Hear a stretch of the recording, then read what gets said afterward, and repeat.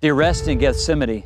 A moment of transition came when Jesus was arrested in the Garden of Gethsemane. After a night of praying and anguish, Jesus was betrayed with a kiss by an inside man named Judas Iscariot. This betrayal marked the beginning of his physical suffering.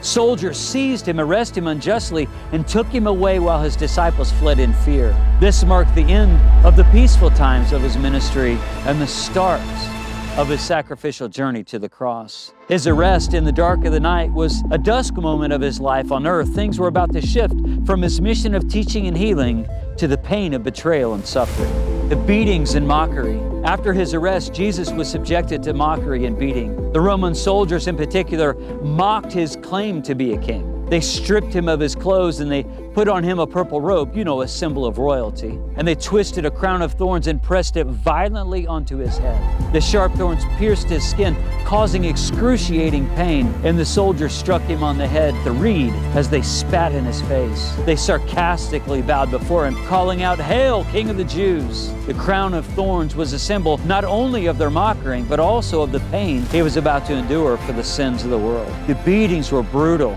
Jesus was struck with a whip embedded with sharp objects designed to tear through his flesh. His body was left with bloody, raw welts and exposed muscles. It was the beginning of his physical suffering that would culminate in his death. This moment marked the dusk of Jesus' life as the beloved teacher and healer, transitioning to the role as the sacrificial lamb who would endure humiliation for the sake of humanity's redemption. The scourging and suffering. The scourging that followed was a brutal process in which Jesus was tied to a post, his back exposed, and he was whipped mercilessly. The whip, a Roman flagrum, had pieces of bone and metal attached to it, which was designed to tear through the skin and muscle. Each strike sent waves of pain, and by the end, his body was mutilated, covered in deep lacerations. The intensity of the scourging was meant to bring a man to the edge of death, and it was the final moment of preparation before the ultimate sacrifice on the cross.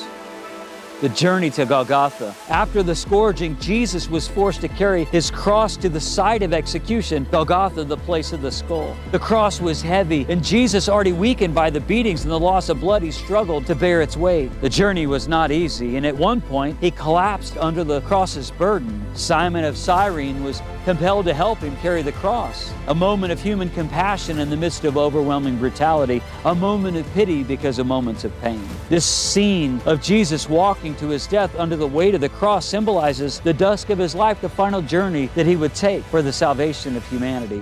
The weight of the cross symbolizes the weight of sin that he would bear, transitioning from his earthly ministry to his final act of selfless sacrifice. The crucifixion. When Jesus arrived at Golgotha, the soldiers stripped him of his clothes, exposed his beaten and bruised body.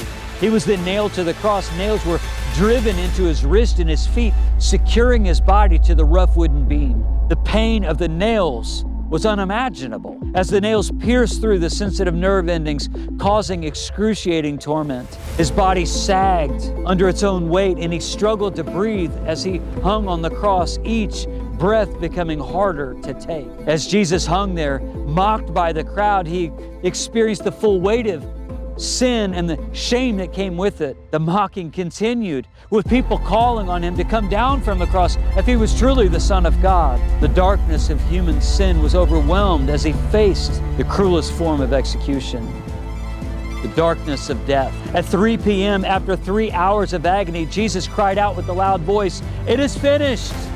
And he gave up his spirit. This was the moment of death, the end of his earthly journey, the culmination of his suffering, and the darkness that would then fall over the land. The veil of the temple was torn from top to bottom, symbolizing the removal of the barrier between God and humanity. The earth shook and the graves were opened, signaling that death and sin had been defeated. The dusk of Good Friday marked not just the end of Jesus' life, but also a transition.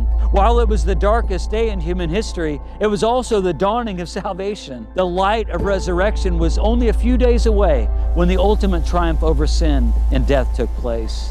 Dusk reminds us that even in endings, new beginnings emerge. Dusk reminds us that when things get uncertain, God is still working behind the scenes in life's quiet, hidden moments. Think about a cold, dark night when you've been waiting for the dawn. The stillness of the quiet night can seem overwhelming, But then you see the first light of the morning and suddenly everything changes. The warmth of the sun begins to melt the cold, and the darkness gives way to the warmth and light of the day. Jesus' death was like that long, cold night where hope seemed to be fading. But the resurrection was like that first light of the dawn, bringing with it its warmth of hope and new life. Just like dawn follows the darkest night, Jesus' victory over the grave means light and light follow the darkness.